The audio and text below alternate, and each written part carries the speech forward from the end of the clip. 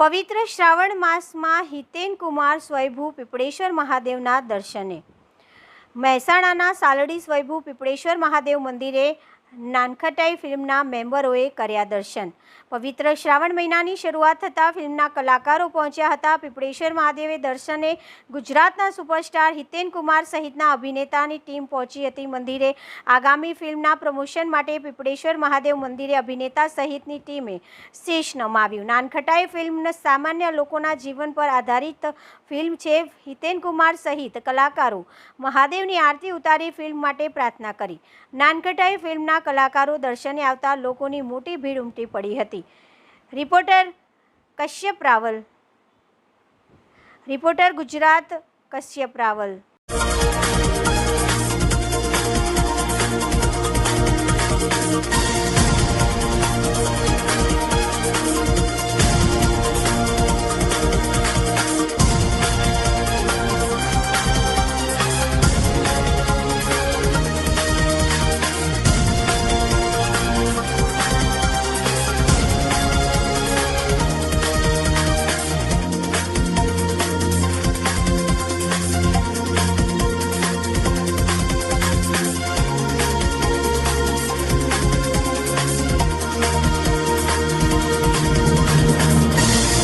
સાલડી ખાતે મેહાણાના બધા ભાઈઓની જ્યાં શ્રદ્ધા છે એ સ્થાનકે અમે લોકો આવ્યા છે। પીપળેશ્વર મહાદેવજીના આશીર્વાદ લેવા માટે આવ્યા છે। મારા સમગ્ર ટીમ, મારા આ બચ્ચાઓ, હમણાંની સિનેમાના ખૂબ જાણીતા કલાકારોને લઈને એમની સાથે આશીર્વાદ લેવા આવ્યો છું। મહાદેવજીના શ્રાવણ માસમાં નાનખટાઈ નામની ફિલ્મ અમે લોકો લઈને આવી રહ્યા છે 8મી ઓગસ્ટે, અને એ તબક્કે એ અભિયાન અમે લોકો જાહેરાતનું કે પ્રમોશનની અમે લોકોએ આ મંદિરના દ્વારે આવીને ઈશ્વરના આશીર્વાદની સાથે શરૂ કર્યું છે। આશીર્વાદની સાથે અમને તમારા બધાના આશીર્વાદની પણ જરૂર છે।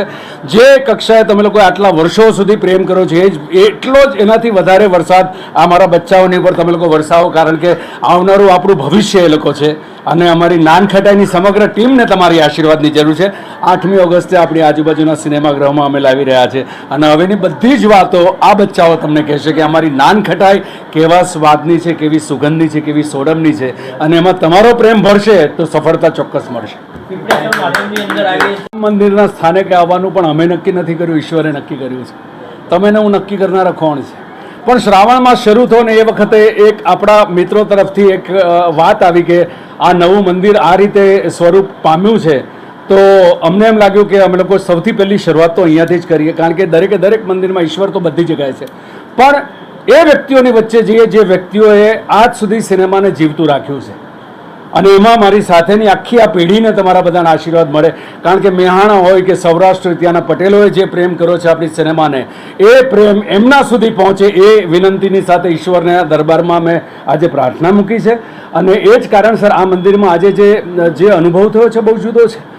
રોજ જુદા જુદા મંદિરે જવાનો, પણ અમુક જ સ્થાનકો એવા છે જ્યાં તમને એક દિવ્યતાનો અનુભવ થાય, એક નાદ તમને સંભળાય, અને એ કદાચ તમારા બધાનો પ્રેમ આ મંદિરને બનાવવામાં જે છેલ્લા 10 વર્ષમાં તમે લોકોએ જે રોપ્યો છે એ જ કદાચ છે, એના આશીર્વાદ થકી આપણે બધા આગળ વધી શકીશું। એ જ કારણ છે આ મહાદેવજીના દર્શન આવવા।